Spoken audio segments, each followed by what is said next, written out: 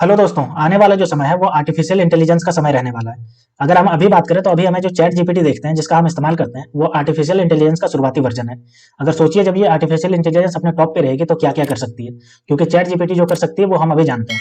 अगर हम global economy पे बात करें तो जो आर्टिफिशियल इंटेलिजेंस का है वो 15.7 ट्रिलियन 2030 तक पहुंच जाएगा, ठीक है।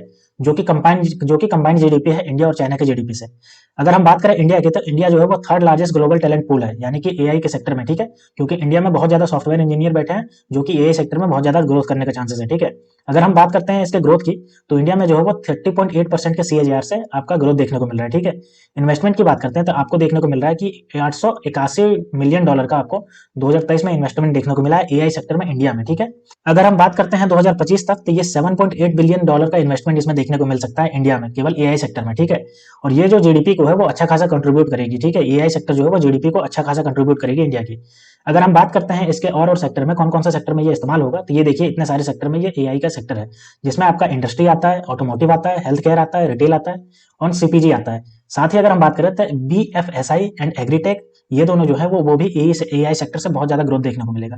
तो कुल मिलाकर हम देख रहे हैं कि एआई सेक्टर जो है वो बहुत ज्यादा ग्रोथ करने वाला है और ये हर सेक्टर में घुसने वाला है, क्योंकि हम जो चैट जीपीटी अभी देखते हैं वो इसका शुरुआती वर्जन है। तो सोचिए जब ये पूरे ब्रॉड वर्जन में आएगा तब इसमें कितना ज्यादा ग्रोथ देखने को मिलेगा और ये सारे सेक्टर में घुस जाएगा, ठीक है। तो चलिए आज की वीडियो में हम ऐसे 3 स्टॉक्स के बारे में जानेंगे जो एआई सेक्टर में काम कर रही है और अभी इन्वेस्टमेंट करना उसमें बहुत ज्यादा अच्छा रहेगा, क्योंकि ये फ्यूचर में मल्टीबैगर रिटर्न आपको देंगे, ठीक है। तो अगर आप भी एआई सेक्टर में इन्वेस्ट कर अपने इन्वेस्टमेंट को मल्टीबैगर रिटर्न में कन्वर्ट करना चाहते हैं तो इन तीनों स्टॉक्स को जरूर देखिए, ठीक है। तो चलिए एक एक करके तीनों को देखते हैं। तो हमारे लिस्ट की जो सबसे पहली कंपनी है, चलिए उसके बिजनेस को देखते हैं। तो ये देखिए डिजिटल ट्रांसफॉर्मेशन का काम करती है, एंटरप्राइज रिसोर्स प्लानिंग यानी कि ईआरपी का काम करती है, इंफॉर्मेशन टेक्नोलॉजी के क्षेत्र में काम करती है, ठीक है। और क्या इंक्लूड करती है तो देखिए इसका जो सर्विसेज है वो इंक्लूडिंग रहता है agile software development, digital commerce and marketing, digital integrated, ठीक है, outsource product development, platform modernisation, professional services, यानी कि और ये देखिए आगे research and development, labs, technology consulting and testing and automation, यानी कि ये जो कुल मिलाकर है डेवलप करती है सॉफ्टवेयर को, उसको, ठीक है, इंप्लीमेंट करती है, मार्केटिंग में दूसरे बिजनेस को हेल्प करती है।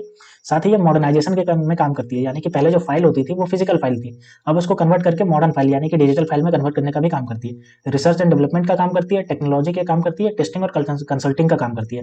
साथ ही ये ऑटोमेशन सेक्टर में भी काम करती है, ठीक है। तो हमने देख लिया कि ये जो बिजनेस है वो पूरी तरीके से एआई सेक्टर में घुसी हुई है, पूरा जो इंफॉर्मेशन टेक्नोलॉजी और एआई सेक्टर के कॉम्बिनेशन में घुसी हुई है, ठीक है। अब चलिए इस कंपनी का फाइनेंशियल को देख लेते हैं। तो 2022 और 2023 को देखेंगे। तो 2022 का इसका जो फाइनेंशियल था वो 844 करोड़ था, वहीं 2023 में बढ़कर के 922 करोड़ हो गया। प्रॉफिट की अगर बात करें तो देखिए 2022 में 70.45 करोड़ का प्रॉफिट बुक किया था, लेकिन 2023 में 127 करोड़ का लॉस बुक किया है। और यही कारण है कि ये जो प्राइस है इसका बहुत ज्यादा गिर गया है, जिसमें अभी आप इन्वेस्ट करना बहुत सही रहेगा, क्योंकि इसका प्राइस जो है वो लॉस बुक करने के कारण अभी बहुत ज्यादा नीचे आ गया है, ठीक है। अगर हम नेटवर्थ की बात करते हैं तो इसका 2022 में देखिए 479 करोड़ का ये इसका नेटवर्थ था, और 2023 में ये घट करके 373 करोड़ का हो गया, क्योंकि इसने लॉस बुक किया है, ठीक है। तो इसका जो लॉस हुआ है उसी के कारण इसका प्राइस जो है वो ड्रॉप हुआ है, ठीक। अब हम इसके फंडामेंटल को देख लेते हैं। तो ये हमारे पास इसके फंडामेंटल का डिटेल आ गई। तो मार्केट कैप जो है इसका वो 971 करोड़ का है। वहीं पी रेशियो इसका अभी पता नहीं है, इसने दिया नहीं है, ठीक है। वहीं पीबी रेशियो की बात करें तो 2.39 है, यानी कि 2.39 गुना अभी ये महंगा चल रहा है, ठीक है। अगर इंडस्ट्री पी की बात करें तो 31.20 है, ठीक है। अगर डेप्ट टू इक्विटी की बात करें तो 0.37 है, यानी कि ये एक से भी कम डेप्थ है, यानी कि 0.5 से भी कम डेप्थ है, 0.37। तो ये बहुत अच्छा है इसका, क्योंकि डेप्थ है ही नहीं लगभग इसके पास। अगर रिटर्न ऑन इक्विटी की बात करें तो 13.22% का रिटर्न ऑन इक्विटी है, जो कि अच्छा खासा है, ठीक है। अर्निंग पर शेयर की बात करें तो चूंकि ये जो है वो लॉस में गई थी, जिसके कारण ये -13.25 रुपया दिखा रहा है, ठीक है। ये अगर डिविडेंड यील्ड की बात करें तो 0 ये अभी डिविडेंड नहीं दे रही है, फुल्ली फोकस जो कर रही है वो अपने प्रॉफिट पे कर रही है, और ये अपना जो है मार्केट कैपिटलाइजेशन को बढ़ा करके अपना प्रॉफिट जनरेट करने में कर रही है, ठीक है। अपना जो बिजनेस है उसको बढ़ाने में कर रही है, ठीक। अगर बुक वैल्यू की बात करें तो 42.07 रुपया है, ठीक है, इसका बुक वैल्यू। वहीं फेस वैल्यू की बात करें तो 5 रुपये का इसका फेस वैल्यू, ठीक है। तो हम देख रहे हैं कि इसने जो लॉस बुक किया है 2023 में, उसी के कारण जो है वो इसका ईपीएस है वो नेगेटिव में है, लेकिन इसका मार्केट कैप जो है वो 1000 करोड़ के लगभग आसपास है, ठीक है। तो ये बहुत अच्छा है। साथ ही रिटर्न ऑन इक्विटी की बात करें तो ये भी आपका 13.22% का है, जो कि बहुत अच्छा है, ठीक है। अब चलिए कंपनी के एक साल के चार्ट फ्लो को देख लेते हैं और समझते हैं कि कितना परसेंट इसने प्रॉफिट दिया है। तो देखिए हमारे पास एक साल का इसका चार्ट फ्लो आ गया, जिसमें हम देख रहे हैं कि एक साल में इसने जो प्रॉफिट दिया है वो 71.16%, यानी कि लगभग 72% का इसने प्रॉफिट दिया है, ठीक है। अगर हम इसका अभी की प्राइस की बात करें तो 96 रुपया प्राइस है, यानी 100 रुपये से भी कम है, तो आप अभी इसमें इन्वेस्ट कर सकते हैं। अगर हम देखेंगे ये बढ़ना कब से स्टार्ट हुआ है, तो ये देखिए आपको दिख रहा होगा 31 मार्च 2023 से इसने बढ़ना स्टार्ट किया, जब उसका प्राइस 41 रुपया था, और ये बढ़ता बढ़ता देखिए कितना बढ़ा है। ये जाकर के यहाँ पे जो पिक पहुंचा है वो 11 जनवरी को पहुंचा है, जो कि 104 रुपया हुआ है। उसके बाद इसका जो लॉस बुक किया है Q3 का रिजल्ट की वजह से, लॉस जो हुआ है उसी की वजह से इसका प्राइस डाउन हुआ है, ठीक है। तो आप इसमें अभी इन्वेस्ट कर सकते हैं, क्योंकि इसका जो प्राइस डाउन हुआ है उसकी वजह से आपको कम पैसे में आपको ज्यादा शेयर मिल जाएंगे इसके, ठीक है।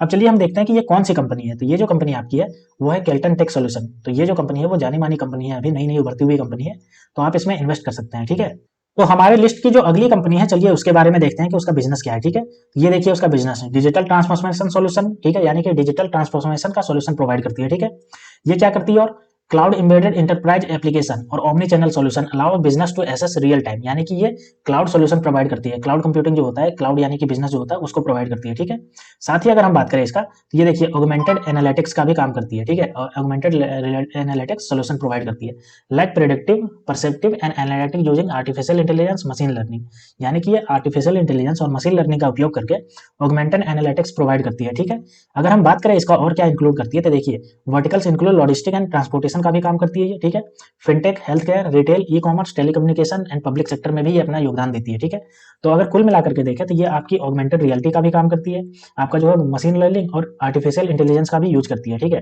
ये आपके हेल्थ केयर सेक्टर में भी अपने प्रोवाइड करती है अपना सर्विस, फिनटेक में भी करती है, रिटेल, ई कॉमर्स और टेलीकम्युनिकेशन में भी प्रोवाइड करती है। ठीक है, अब चलिए इस कंपनी का फाइनेंशियल को देख लेते हैं। तो इसका जो रेवेन्यू है वो 2022 में 492 करोड़ था, वहीं 2023 में बढ़कर के 675 करोड़ हो गया। अगर प्रॉफिट की बात करें तो 2022 में 63.26 करोड़ का था, वहीं 2023 में बढ़कर के 81.98 करोड़ हो गया। ठीक है, नेटवर्थ की बात करें तो 2022 में इसका 318 करोड़ था, जो 2023 में बढ़कर के 405 करोड़ हो गया। ठीक है, तो इसका जो फाइनेंशियल है वो बढ़ते क्रम में है, जो कि इसका एक पॉजिटिव साइन है। ठीक, अब चलिए इसके फंडामेंटल को देख लेते हैं। तो इसका फंडामेंटल को अगर देखें तो इसका मार्केट कैप देखिए 3235 करोड़ का मार्केट कैप है, जो कि अच्छा खासा मार्केट कैप है। पी रेशियो इसका 33.94 है, वहीं अगर पीवी रेशियो की बात करें तो 7.11 है, और इसका इंडस्ट्री पी की बात करें तो 31.20 है। तो देखिए इसका इंडस्ट्री पी और इसका जो पी रेशियो है दोनों में ज्यादा अंतर है नहीं, तो मतलब कि आपको जो है ये अभी उसी के रेट पे मिल रहा है जितना इंडस्ट्री पी चल रहा है। ठीक है, तो अभी इन्वेस्ट करना ज्यादा सही रहेगा। अगर डेब्ट टू इक्विटी की बात करें तो 0.03 है, यानी कि मिनिमम एकदम बहुत कम है, जो कि कभी भी चुका सकती है। ठीक है, अगर रिटर्न ऑन इक्विटी की बात करें तो 20.97, यानी कि 21% का ये आपको ईयर ऑन ईयर रिटर्न दे रही है, तो ये बहुत अच्छा है।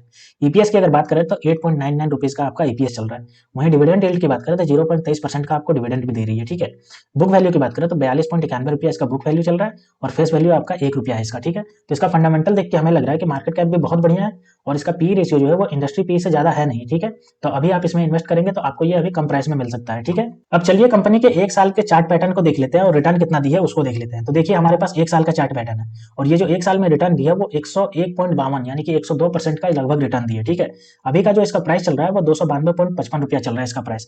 अगर हम बात करते हैं कि इसने कब से रिटर्न देना स्टार्ट किया, तो ये देखिए आपको दिख रहा होगा 31 मार्च 2023 से इसने इसका जो वैल्यू था वो 141 रुपया था, और यहाँ से जो बढ़ना स्टार्ट किया ये देखिए बढ़ते बढ़ते कितना ऊपर गया है। ठीक है, अगर ये मैक्सिमम की बात करें तो ये देखिए ये 375 रुपये के आसपास मैक्सिमम गया है, और अभी ये डाउन गया है, जिसकी वजह से इसमें इन्वेस्ट कर सकते हैं, तो आपको ये कम प्राइस पे अभी मिल सकता है। ठीक है, अब हम देख लेते हैं कि ये कौन सी कंपनी है। तो ये जो कंपनी है आपकी वो सैकसॉफ्ट कंपनी है। ठीक है, तो ये जो कंपनी है वो अभी इसका प्राइस जो है वो डाउन गया है, तो अभी आप इसमें इन्वेस्ट कर सकते हैं, तो कम रुपये में आप इसमें इन्वेस्ट कर सकते हैं। ठीक है, और बाद में जब ये आपका प्राइस ही हो जाएगा तब आपको ये मल्टीबैगर रिटर्न देगा, तो आप इसको भी कंसिडर कर सकते हैं। अब हमारी लिस्ट में जो अगली कंपनी है, चलिए उसके बिजनेस को देख लेते हैं। तो ये जो बिजनेस करती है देखिए कम्युनिकेशन सर्विस प्रोवाइडर है। ठीक है, world wide in telecom industry, यानी कि ये टेलीकॉम इंडस्ट्री में वर्ल्ड वाइड जो है वो कम्युनिकेशन सर्विस प्रोवाइड करती है। तो कहाँ कहाँ प्रोवाइड करती है, तो देखिए north America, south America, Canada, Europe, middle east, Singapore, Australia. ठीक है, ये और ये देखिए बांग्लादेश, यानी कि ये सब जगह पे, यानी कि पूरे वर्ल्ड में ये जो है वो कम्युनिकेशन सर्विस प्रोवाइड करती है। ठीक है, अगर हम बात करें इसके प्रोडक्ट की, तो देखिए इसका जो प्रोडक्ट है वो हाइपरसेंस, फ्रॉड मैनेजमेंट, बिजनेस एश्योरेंस और capacity management, partner ecosystem management, analytics centre of trust.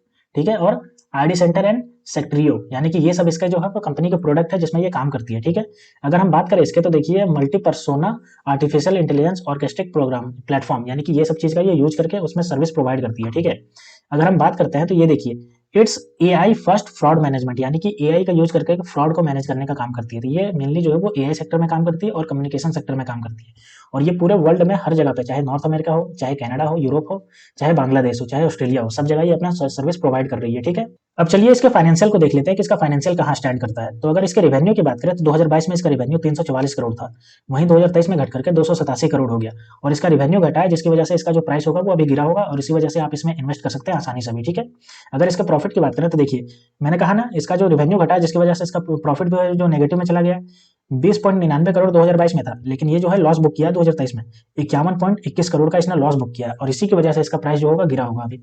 अगर हम नेटवर्थ की बात करते हैं तो देखिए इसका नेटवर्थ 2022 में 564 करोड़ था, वहीं 2023 में घट करके 522 करोड़ रह गया। ठीक है, अब हम इसके फंडामेंटल को देख लेते हैं। तो ये हमारे पास फंडामेंटल डिटेल आ गया। देखिए इसका मार्केट कैप जो है वो 2366 करोड़ का है, यानी कि मार्केट कैप अच्छा खासा मार्केट कैप है। ठीक है, तो कोई दिक्कत नहीं है इस कंपनी में इन्वेस्ट करने में।